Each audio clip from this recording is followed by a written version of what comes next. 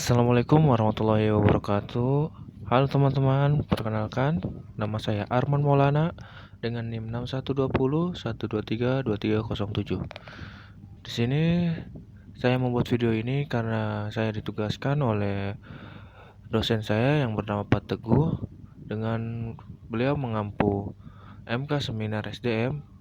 Di sini saya akan meresum materi yang pertama sampai materi ke-6. Oke teman-teman, sini saya akan membacakan hasil resum saya yang pertama, yaitu tentang globalisasi manajemen sumber daya manusia.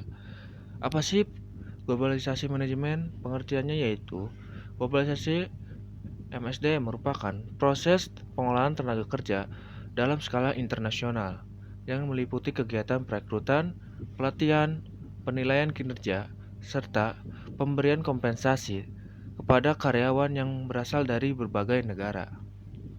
Dan pengertian menurut para ahli ini teman-teman, yang beberapa ahli menjelaskan MSDM sebagai kebijakan dan praktik yang berkaitan dengan pengolahan tenaga kerja dalam organisasi, termasuk proses perekrutan, seleksi, pengembangan, serta pemberian imbalan kepada karyawan untuk mencapai tujuan organisasi. Adapun ciri-ciri globalisasi MSDM, teman-teman. Ciri utama globalisasi MSDM antara lain adanya tenaga kerja multinasional, proses rekrutmen global, pelatihan lintas budaya, manajemen ekspatriat, sistem kompensasi internasional, penyesuaian dengan hukum ketenaga kerjaan di berbagai negara, penggunaan teknologi global, serta standarisasi dan adaptif kebijakan SDM. Adapun tantangannya, teman-teman. Perusahaan yang menetapkan MSDM globalisasi menghadapi berbagai tantangan seperti bedanya budaya, bedanya hukum ketenaga kerjaan, hambatan bahasa, pengolahan ekspatriat, perbedaan sistem kompensasi, persaingan tenaga kerja global, pengembangan tenaga yang cepat, serta isu etika dan tanggung jawab sosial. Mungkin itu hasil resume materi pertama. Oke teman-teman, sini kita masuk ke materi yang kedua tentang pengertian perspektif para ahli dan tantangan di era kontemporer. Pengertian dan perspektif MSDM, manajemen sumber daya manusia, adalah bagian dari ilmu manajemen yang fokus pada pengolahan tenaga kerja serta efektif dan efisien demi mencapai tujuan organisasi. Kegiatannya meliputi perencanaan, rekrutmen, pengembangan, kompensasi, hingga pemeliharaan karyawan. Beberapa ahli menekan aspek yang berbeda. Yang pertama yaitu Hasibuan pada tahun 2022 menekan MSDM sebagai ilmu dan seni mengatur hubungan kerja. Yang kedua yaitu Mangkunegara pada tahun 2021 melihat sebagai proses manajemen siklus karyawan secara utuh. Yang ketiga yaitu oleh Rifai dan Sagala pada tahun 2023 menitip beratkan pada integrasi MSDM dengan strategi organisasi. Yang keempat Nawawi pada tahun 2022 menyoroti pentingnya pengolahan dan manusiawi. Cara dan fungsi pengembangan di Indonesia berevolusi dari masa kemerdekaan. Buruh dianggap faktor produksi ke administrasi pegawaian pada tahun 1950-an, manajemen personalia pada tahun 1970-an, hingga menjadi manajemen SDM strategi saat ini. Fungsi itu terbagi menjadi fungsi manajerial, yaitu perencanaan, perorganisasian, dan lain-lain, dan fungsi operasional, yaitu rekrutmen, pengembangan, kompensasi, pemeliharaan, dan lain-lain. Adapun peran strategi dan konteks Indonesia. MSDM berperan sebagai mitra bisnis strategi, agen perubahan, pendukung karyawan, dan ahli administrasi. Di Indonesia, praktiknya sangat dipengaruhi oleh budaya gotong royong dan nilai kolektivisme serta jumlah penduduk usia produktif yang besar. Adapun tantangan di era kontemporer, yang pertama yaitu transformasi digital dan otomasi, munculnya AI dan robotika diperkirakan berdampak pada 23 juta pekerjaan di Indonesia pada tahun 2030, memicu kebutuhan akan talenta digital dan perubahan mindset organisasi. Yang kedua, kesenjangan kompensasi atau skill gap. Di Indonesia tercatat memiliki tingkat kesenjangan kompensasi yang tinggi di Asia Tenggara yang membutuhkan kolaborasi antara industri dan institusi pendidikan. Yang ketiga, manajemen Gen Z dan milenial. Gen Z memiliki target keinginan yang tinggi untuk pindah kerja 2-3 kali lebih tinggi, terutama karena kekurangan apresiasi dan budaya kerja yang kaku. Yang keempat yaitu turnover tinggi. Rata-rata tingkat turnover di Indonesia mencapai 11,4% per tahun, di mana salah satu penyebab terkuatnya adalah hubungan buruk dengan atasan langsung. Yang kelima, regulasi kepatuhan terhadap Undang-Undang Cipta Kerja dan aturan BPJS yang semakin ketat menjadi beban administrasi serta finansial tersendiri. Yang keenam yaitu keberagaman dan inklusi. Meski perusahaan inklusif berkinerja 21% lebih baik, banyak organisasi belum memiliki kebijakan formal termasuk dalam hal kesetaraan gender di posisi manajerial. Dan yang terakhir adalah yaitu kesehatan mental. Diperkirakan 1-5 pekerja di Indonesia mengalami gangguan kesehatan mental yang dapat merugikan produktivitas hingga puluhan triliun rupiah per tahun. Oke teman-teman, kita masuk ke materi yang ketiga yaitu tentang orientasi dan staffing karyawan atau pegawai. Konsep dasar staffing yaitu pengertiannya yaitu staffing adalah fungsi manajemen yang fokus pada pengenalan dan penyesuaian karyawan serta sumber daya perusahaan pada posisi yang sesuai dengan keahliannya. Adapun menurut para ahli, Georgi R. Terry meliputi rangkaian aktivitas berkelanjutan melalui dari perekrutan hingga pengembangan. Adapun yang kedua yaitu Hasibuan, proses penarikan, seleksi hingga orientasi untuk menciptakan tenaga kerja yang efektif dan efisien. Adapun tujuannya mewujudkan sinergi antara karyawan dan tugasnya, menciptakan mekanisme kerja yang kompetitif serta motivasi karyawan agar berkontribusi maksimal. Adapun proses dan fungsi staffing. Proses staffing terdiri dari beberapa tahapan krusial, teman-teman. Di sini ada 4 tahapan. Yang pertama yaitu perencanaan, yaitu menentukan kebutuhan tenaga kerja. Yang kedua, rekrutmen dan seleksi, menarik dan memilih kandidat terbaik. Yang ketiga, penerapan orientasi, menetapkan karyawan di posisi yang tepat dan memperkenalkan pada budaya organisasi. Yang terakhir yaitu pelatihan dan pengembangan, meningkatkan kompensasi karyawan secara berkelanjutan. Orientasi karyawan. Orientasi adalah program untuk memperkenalkan karyawan baru pada pekerjaan, rekan kerja, dan organisasi secara keseluruhan. Manfaatnya yaitu mengurangi rasa cemas karyawan, mensosialisasi nilai-nilai perusahaan, dan mempercepat proses adaptasi. Adapun komponen penting, yang pertama yaitu pengenalan visi, misi, dan budaya perusahaan. Yang kedua, penjelasan kebijakan HR, benefit, aturan, dan lain-lain. Yang ketiga, tur fasilitas kantor dan pengenalan tim. Dan yang terakhir, penyampaian ekspektasi kinerja. Strategi dan orientasi efektif. Presentasi ini menekan bahwa orientasi sebaiknya dilakukan secara bertahap atau modular agar tidak membebani karyawan. Langkah-langkah meliputinya yaitu yang pertama persiapan, menyiapkan materi dan perlengkapan sebelum hari pertama.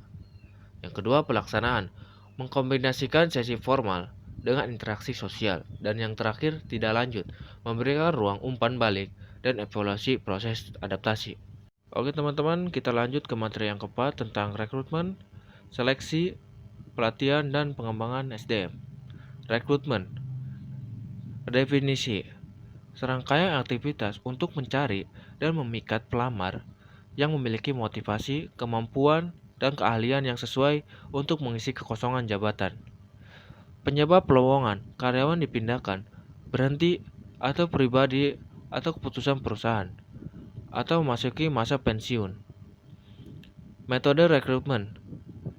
Yang pertama yaitu internal, melalui promosi, transfer, atau peningkatan kembali karyawan yang ada.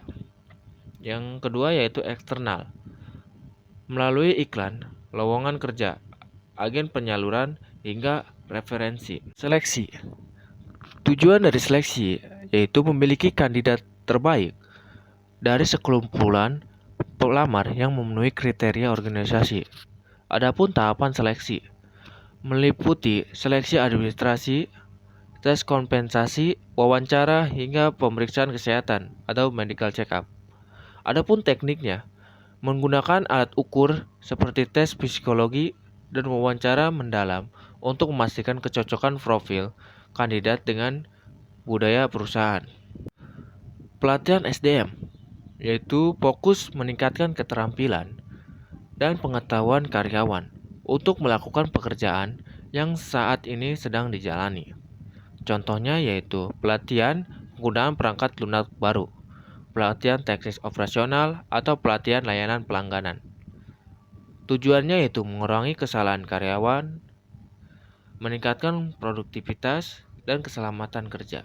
Pengembangan SDM yaitu fokus menyiapkan karyawan untuk tanggung jawab dan tantangan di masa depan atau posisi yang lebih tinggi. Contoh metodenya yaitu rotasi jabatan, memindahkan karyawan ke berbagai posisi untuk memperluas wawasan. Leadership training, pelatihan bagi calon manajer pada masa depan. Pendidikan formal, dukungan untuk melanjutkan studi ke jenjang yang lebih tinggi. Manfaat pelatihan dan pengembangan. Manfaat bagi perusahaan meningkatkan efisiensi, kualitas kinerja kerja, dan daya saing. Bagi karyawannya yaitu membuka peluang karir yang lebih tinggi, meningkatkan rasa percaya diri, dan menambah kemampuan diri. Oke teman-teman, kita masuk ke materi yang kelima yaitu tentang penghargaan karyawan, perencanaan karir, dan kompensasi. Kita membahas tentang penghargaan karyawan. Definisi: bentuk apresiasi dari perusahaan atas kontribusi dan kinerja karyawan. Tujuannya yaitu meningkatkan motivasi, mendorong prestasi berkelanjutan, dan pengembangan loyalitas agar karyawan memiliki kontribusi yang terbaik bagi organisasi. Fungsinya yaitu berfungsi sebagai alat penguat positif yang membuat karyawan merasa dihargai secara personal maupun profesional. Perencanaan karir, konsep di mana karyawan dapat memahami dan mengambil langkah untuk mencapai tujuan karir mereka di dalam organisasi. Manfaatnya yaitu membantu karyawan memiliki masa depan mereka di perusahaan, meningkatkan motivasi dan kemampuan kerja, mengurangi tingkat perputaran karyawan karena adanya kejelasan jalur promosi. Sinerginya yaitu perencanaan karir yang baik harus selaras dengan kebutuhan organisasi dan pengembangan kompetensi individu. Kompensasi, definisi segala bentuk imbalan yang diterima karyawan sebagai balasan atas jasa atau kerja yang mereka berikan. Bentuk kompensasinya yaitu finansial langsung, gaji, upah, dan bonus presentasi. Finansial tidak langsung atau tunjangan, tunjangan kesehatan, transportasi, dan makan untuk mendukung kesejahteraan. Non-finansial, lingkungan kerja yang nyaman atau jam kerja yang fleksibel. Pentingnya keadilan, kompensasi yang adil sangat krusial dalam meningkatkan kepuasan kerja dan mendorong kerja yang optimal. Sinergi strategi. Pada materi ini menyimpulkan bahwa karyawan adalah aset utama perusahaan. Keberhasilan organisasi sangat ditentukan oleh bagaimana ketiga aspek ini dikelola. Yang pertama, perencanaan karir, memberikan arah dan harapan. Yang kedua, penghargaan, memberikan pengakuan atas pencapaian. Dan yang ketiga, kompensasi, memberikan dukungan finansial dan kesejahteraan. Oke, kita masuk ke materi yang terakhir, yaitu materi yang keenam, yaitu pemeliharaan hubungan tenaga kerja, pemeliharaan SDM, motivasi dan kepuasan kerja. Pemeliharaan hubungan tenaga kerja, pengertiannya yaitu hubungan yang ditimbulkan antara pekerjaan dan perusahaan berdasarkan perjanjian kerja, di mana pekerja memberikan tenaga dan perusahaan membayar upah. Pentingnya pemeliharaan hubungan yang baik berdampak langsung pada stabilitas organisasi. Jika hubungan harmonis, produktivitas akan meningkat karena karyawan merasa dihargai dan nyaman. Pemeliharaan SDM, tujuannya yaitu usaha perusahaan untuk menjaga agar karyawan tetap sehat, nyaman, mampu, dan bersedia bekerja secara optimal. Agar karyawan fokus bukan hanya mencegah karyawan keluar dari perusahaan, tetapi memastikan keselarasan antara tujuan individu, karyawan, dan tujuan organisasi. Motivasi kerja, konsep memberikan daya dorong yang menciptakan kegairahan kerja agar karyawan mau bekerja sama dan bekerja efektif untuk mencapai kepuasan. Fungsinya yaitu sebagai kunci untuk menggerakkan kemampuan karyawan demi tercapainya target perusahaan. Adapun kepuasan kerja. Kepuasan kerja adalah perasaan positif atau emosional karyawan terhadap pekerjaannya yang dihasilkan dari evaluasi atas karakteristik pekerjaan tersebut. Adapun aspek-aspek kepuasan kerja. Yang pertama, pekerja yang menantang memberikan kesempatan untuk menguatkan kemampuannya. Yang kedua, ganjaran yang pantas, sistem upah dan kebijakan promosi yang adil. Yang ketiga, kondisi kerja yang mendukung, lingkungan yang nyaman, dan sarana yang memadai.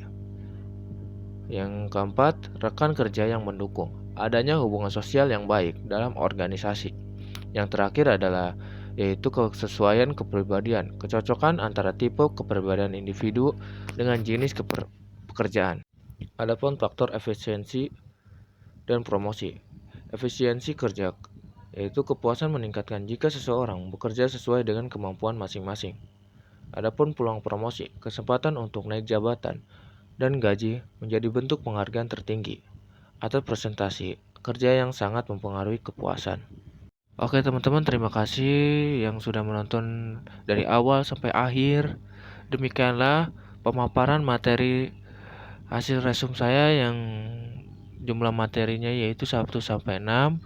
Terima kasih teman-teman yang sudah menonton. Sampai jumpa di pembahasan selanjutnya. Wassalamualaikum warahmatullahi wabarakatuh.